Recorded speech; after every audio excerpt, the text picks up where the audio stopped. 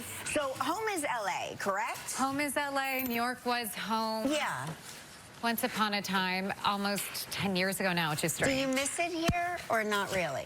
I've started to. I've started to miss how much you can do in a day and like a lot of culture in one day. When I was living here doing a movie that I'm here to talk about, about a year and a half ago, I think my Saturdays, I would see a movie, go to a museum, go to see a friend on Saturday Night Live.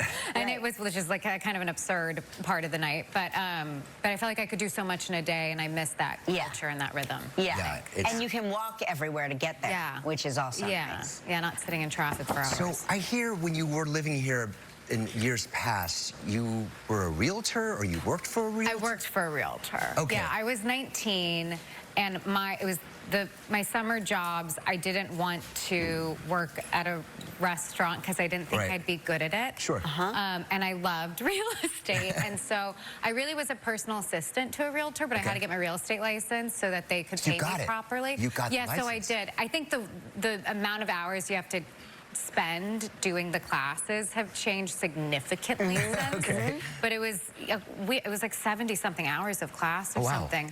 But it was, I mean, I really just remember being 19 and like whatever I thought a real estate outfit was, with like knee-high socks and a dress or something, and really just filling his fridge with Diet Cokes and waters, and trucking back and forth to the CVS because that's all he wanted in his fridge. What don't we know? Like as people like wanting to buy a property or rent a property, what don't we know? What should we be on the lookout for? Oh God, you probably know everything. I mean, I don't know any. I mean, this is 127 years ago.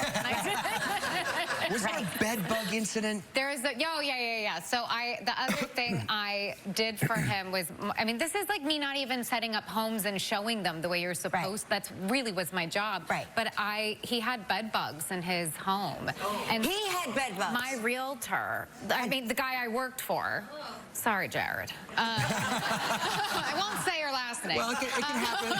It can happen to anybody. It can happen to anybody. And so he had bed bugs, and so I had to go across town with these trash bags filled with these like specific fur pillows that had to go to a specific fur cleaning place to clean the bed bugs out of his pillows. And I'm just like myself at a teenager. He wanted to keep the pillows? He just didn't throw them away? No, because they were special to him. Oh, I'm sure they were special. Yeah. I mean, did they get out? Did they 99% alcohol? Yes, exactly. Did you? I mean, I think so. I think that is my biggest nightmare. Yeah, bed bugs. I mean, of course. I feel like in New York City, you're not supposed to take things off the streets because you just should assume. That's like correct. when people want to get rid of something, and you just go and pick it up, and you're like, oh, mattress. yeah, that's a or that's a nice side table even. Like, just never the mattress. Never the mattress. But like, what about a side table? Well, but even then, you gotta watch out. it's like I don't know. Who knows? No, It's different in the city. You don't know why people are getting rid of things. Well, it's usually not good. What about, were you like, did you go to theater camp as a kid? Or I did. You did? Like one of those sleepaway camps where they put on productions? No, I did sleepaway camp once, and that really wasn't for me. But that's a whole other story. That was in a place called Lampe, Missouri, and it just really wasn't for me because it was a culture shock, and also being away for 30 nights was a lot for your first time. But I did a musical theater camp at a temple in Los Angeles every single summer from ages 8 to 13 with my closest friends. And I even did it during the school year if I could, and we just took it incredibly seriously from a very young age. And you had 2 weeks to put on an entire musical with sometimes 100 children between the ages of 5 and 13. Oh.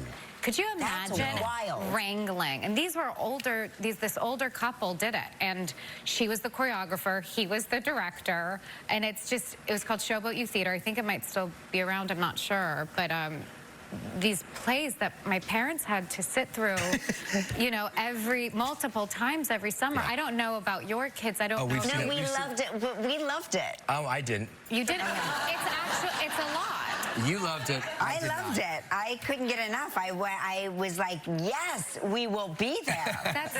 I think I would enjoy it because I think it sounds hilarious. Yeah. It is hilarious. But think about like the accumulation. Yes, of, I know. You know, if you do 2 performances, and I would say, that's 6. I would yell out, I go, I'm pretty sure this is not Fiddler on the Roof. Yeah.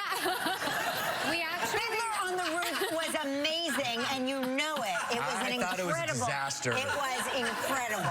I mean, loved it. we didn't even, I think, pay for the rights for some of the plays. So we, instead of Grease, it was called Rockin' at the Hop. Yeah. So I don't know how, and then instead of Cats, it was called Valley Cats because it was in the San Fernando Valley. I love And Valley Cats with a K. Oh my gosh! You have to let me know if there. I will go to watch one of these performances because I love it. All right, we're gonna take a break. More with Elizabeth Olsen when we hear about her new film. They get heavy. There's a beauty and clarity to it all. This feels so real. I'm rambling. I'm sorry. It's the jet lag. I get even more emotional when I fly. That's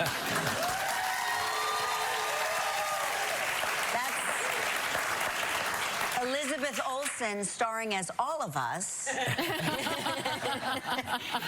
That's a scene from His Three Daughters. Yeah. What is happening in that scene? It's the opening of the film, actually, and these 3 estranged sisters return to their home. One of them actually currently lives there with their father, who's in hospice.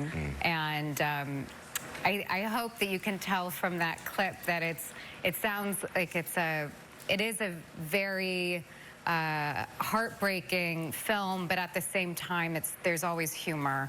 And our writer, director, Azazel, wrote the script for me, Natasha, Lyonne, and Carrie, Coon to play the sisters.